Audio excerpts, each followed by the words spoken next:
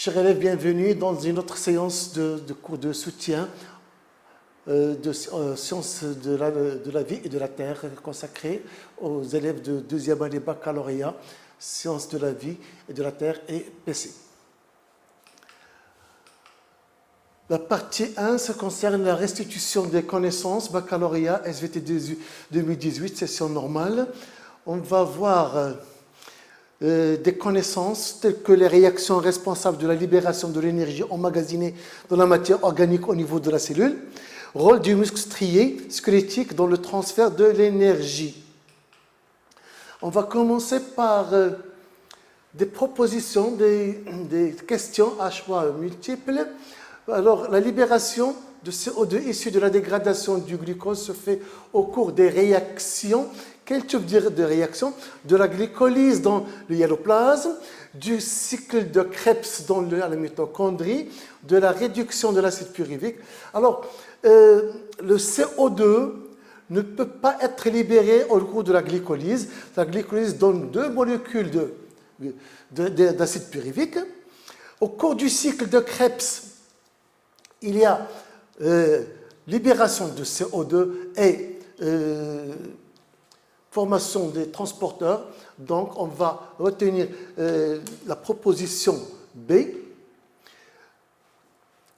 Je passe à la deuxième. La bande claire du sarcomère renferme des protéines suivantes: l'actine, la troponine et la tropomyosine, la myosine, la troponine et la tropomyosine, l'actine, myosine et la tropomyosine, l'actine, myosine et la troponine. Alors, pour que ce soit une bande claire, elle doit contenir pas plus d'un type de filament. Ce sont les filaments d'actine, et les filaments d'actine sont accompagnés par la troponine et la tropomyosine.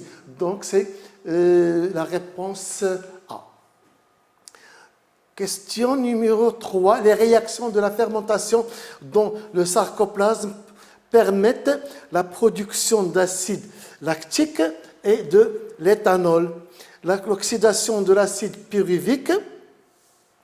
Alors, les réactions de fermentation n'oxydent pas l'acide pyruvique, ne font pas la phosphorylation d'ATP. Donc, c'est la question D. La question D. Pour 4. Les produits de la dégradation d'un acide pyruvique dans la mitochondrie, nous avons 3-NADH, 3-NADH, 4-NADH, 4-NADH.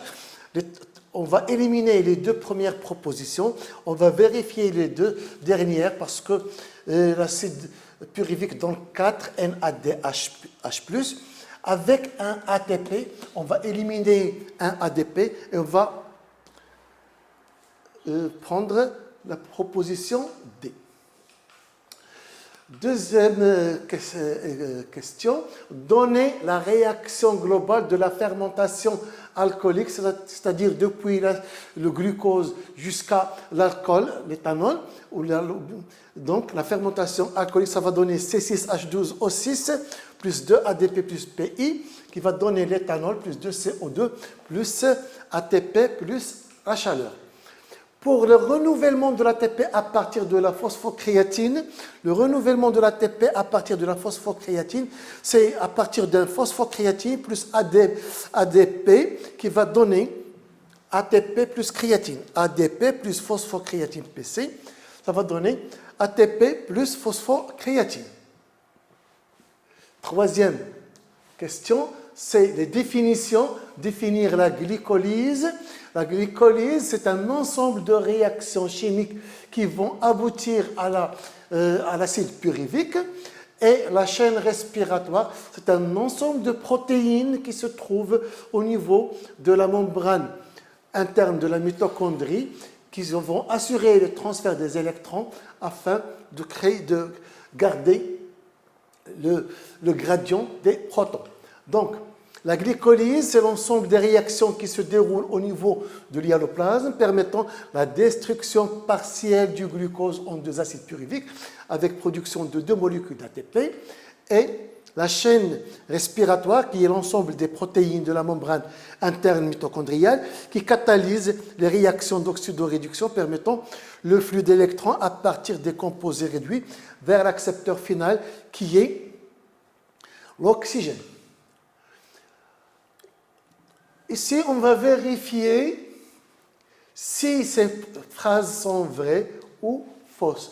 Recopiez sur votre feuille de rédaction la lettre qui correspond à chaque suggestion et écrivez devant chacune d'elles vrai ou faux. L'oxydation de NAD+.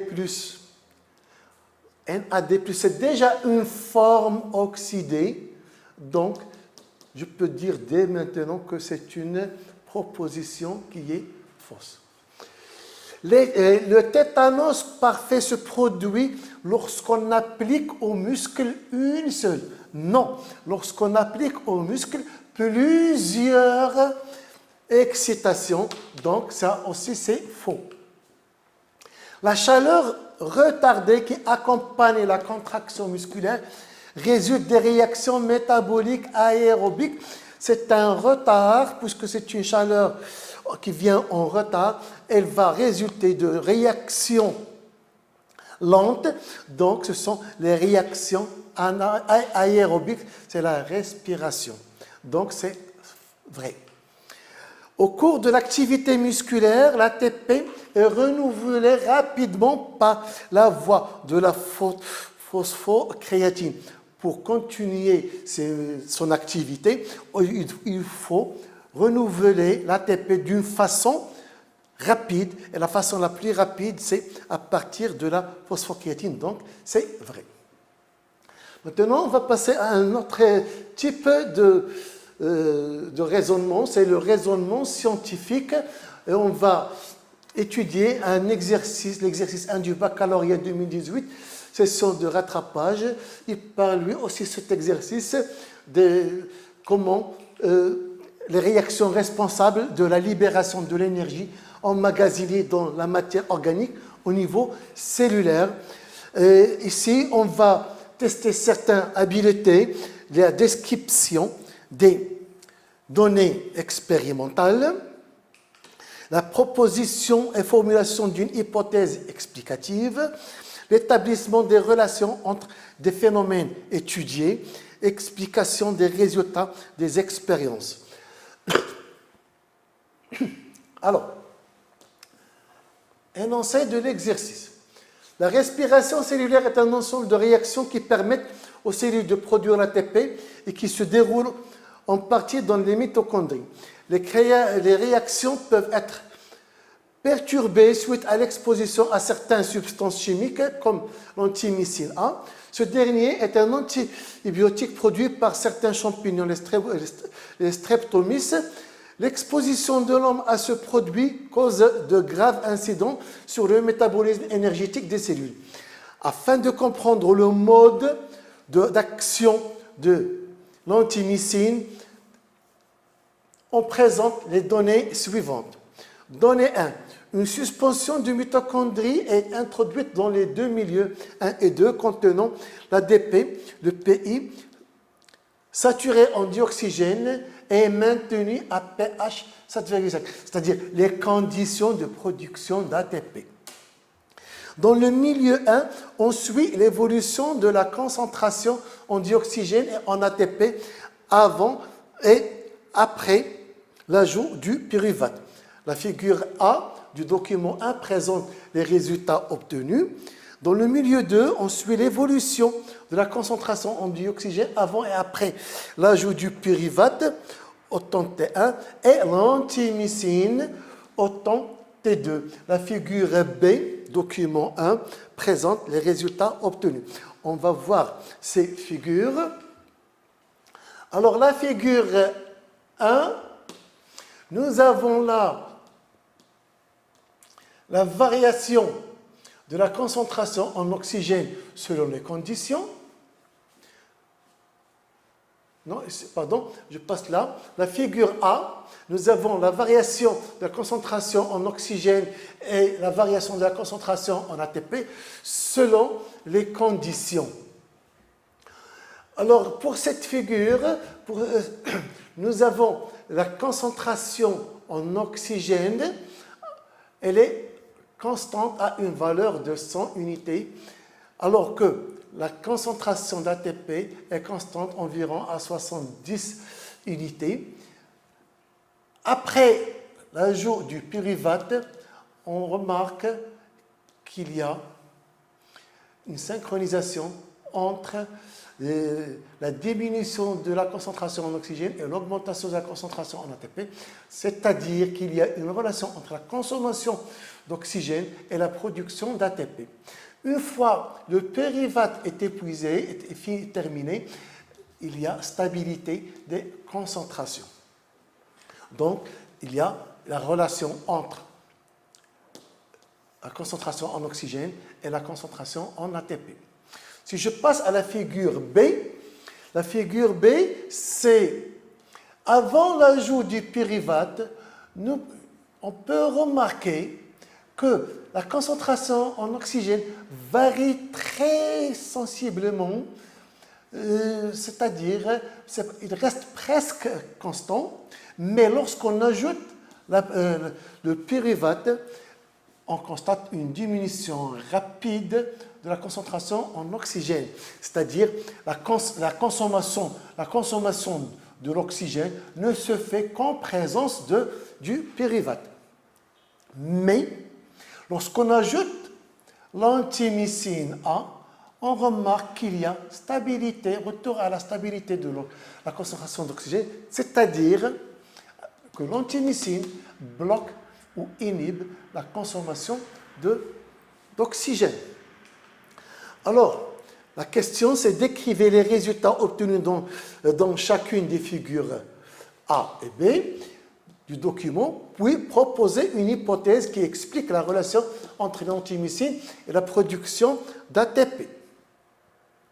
Donc, d'écrire les résultats, je vais parler avant l'ajout du pyruvate, après l'ajout du pyruvate, puis lorsqu'il y a épuisement du pyruvate. Ici, je vais parler de la variation de la concentration en oxygène avant l'ajout du pyruvate, après l'ajout de l'antimycine. Donc, figure A, avant l'introduction du pyruvate, on constate une stabilité de la concentration d'oxygène à une valeur de 100 unités et la concentration en ATP à une valeur de 30 unités.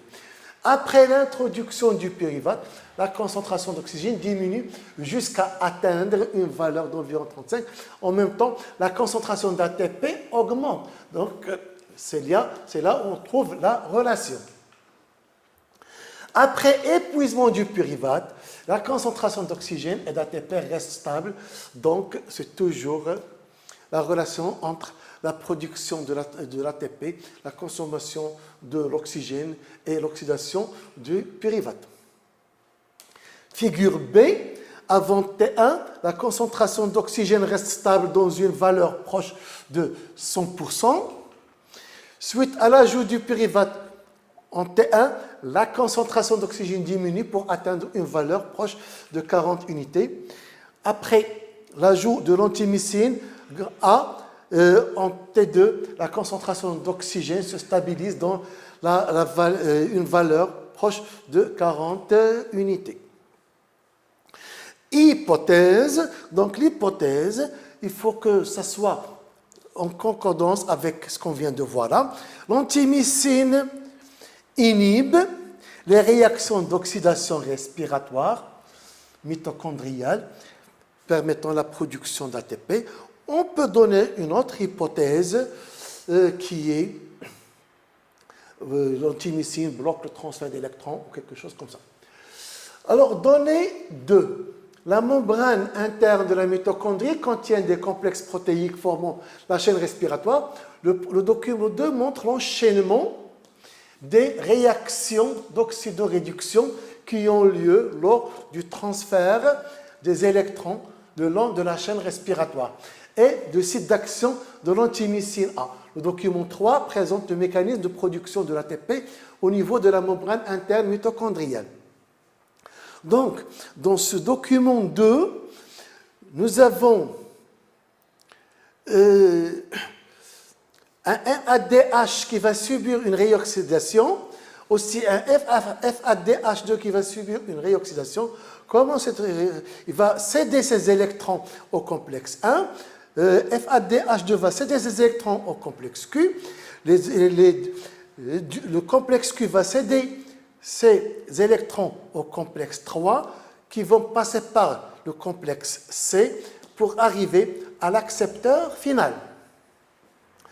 Ici, c'est au niveau, c'est-à-dire là, je reviens là, ici, il y a les électrons qui vont se déplacer d'un milieu ou bien d'un complexe qui a un pouvoir d'oxydoréduction faible jusqu'à un produit qui a un pouvoir d'oxydoréduction élevé.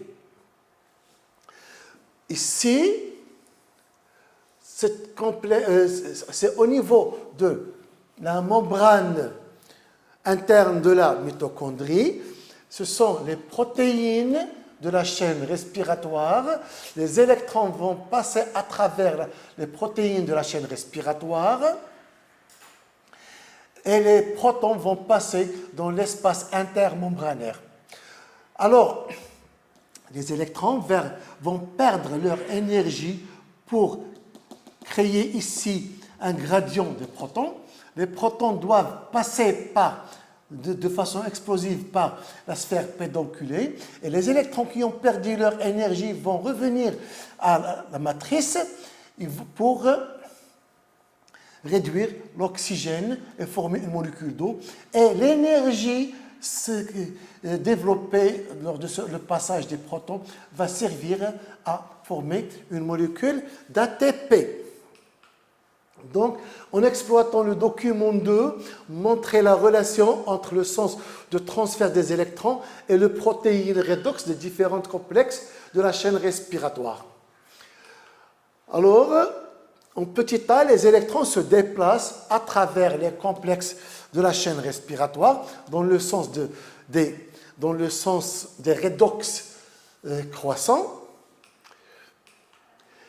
B, on explique l'effet de l'ajout de l'antimycine. L'antimycine A inhibe le complexe 3 de la chaîne respiratoire et empêche le transfert des électrons vers les récepteurs finaux, qui est l'oxygène, qui n'est plus réduit en H2O, pas de consommation d'oxygène. On vous est dans des documents 2 et 3 expliquer l'effet de l'antimycine. Donc, l'antimycine, il bloque, il inhibe le troisième complexe de la chaîne respiratoire. En présence de l'antimycine A, l'inhibition du flux des électrons au niveau de la chaîne respiratoire, ce qui entraîne un arrêt du pompage des protons H+, vers la matrice, pas de formation du gradient de protons, pas de retour de protons vers la matrice, pas de synthèse d'ATP. L'exercice suivant, c'est un exercice qui va parler des lois statistiques de la transmission des caractères héréditaires chez les diploïdes. Alors, on va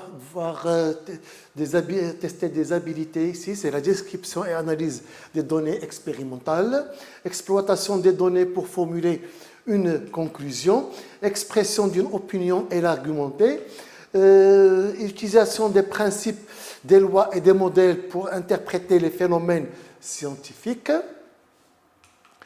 traduction graphique des résultats statistiques. Alors, on commence l'exercice. Dans le cadre de l'étude de la transmission des caractères héréditaires chez la drosophile, on propose des résultats des croisements suivants.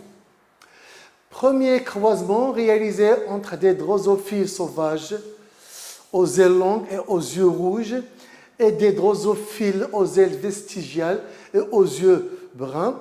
Les individus de la génération F1 sont tous de phénotype sauvage. On me demande ma déduction à partir des résultats de ce croisement. Quels sont les résultats du croisement? Ce sont des individus F1 qui sont tous de phénotype sauvage, c'est-à-dire homogènes. Alors, ça veut dire quoi? C'est une application de la première loi de Mendel. Lorsque la génération F1 est homogène, cela veut dire que les parents sont de race pure.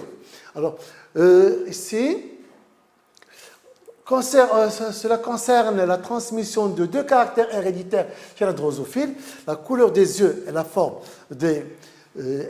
des ailes.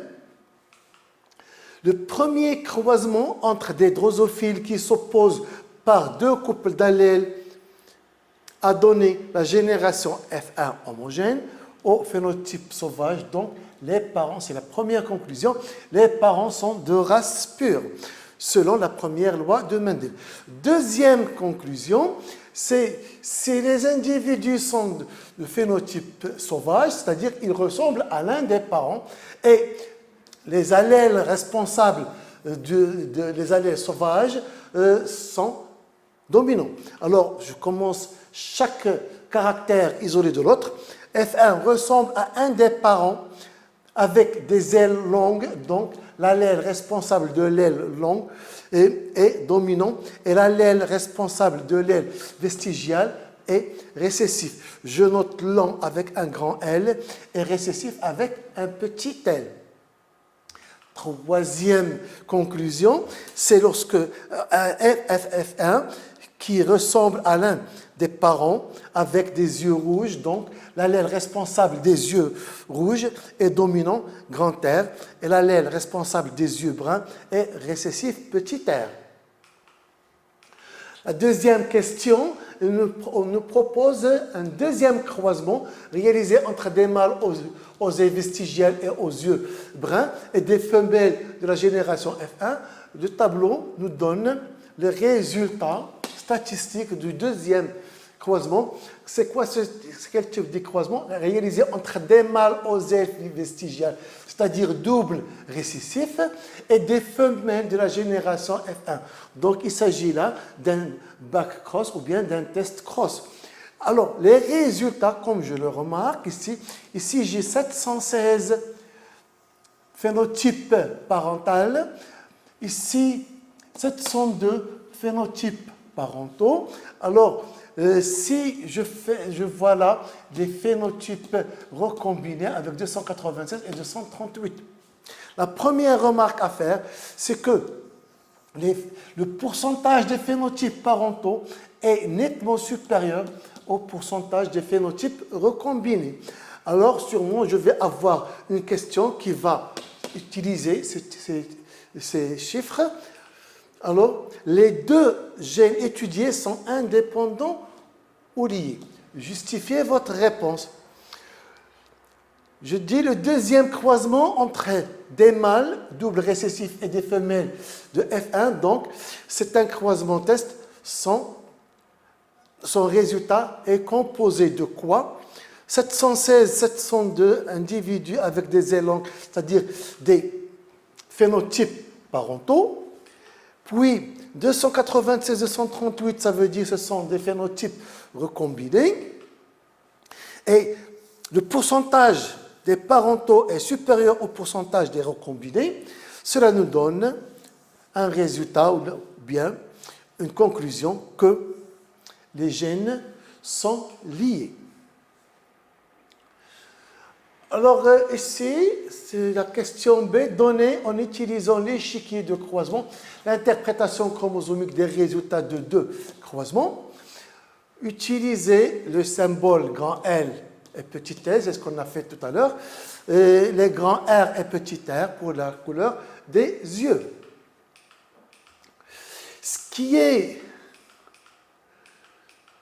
très important ici, c'est que la femelle hybride, il est va donner un génotype grand L, grand R, petit l, petit r, et va donner 4 types de gamètes suite à un brassage intrachromosomique lors de la formation des gamètes.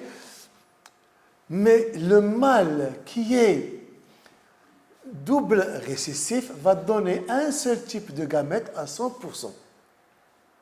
Donc, je vais dresser mon échiquier. Dans les cases ici, c'est des gamètes femelles avec leur pourcentage. Ici, des gamètes mâles qui sont à 100%.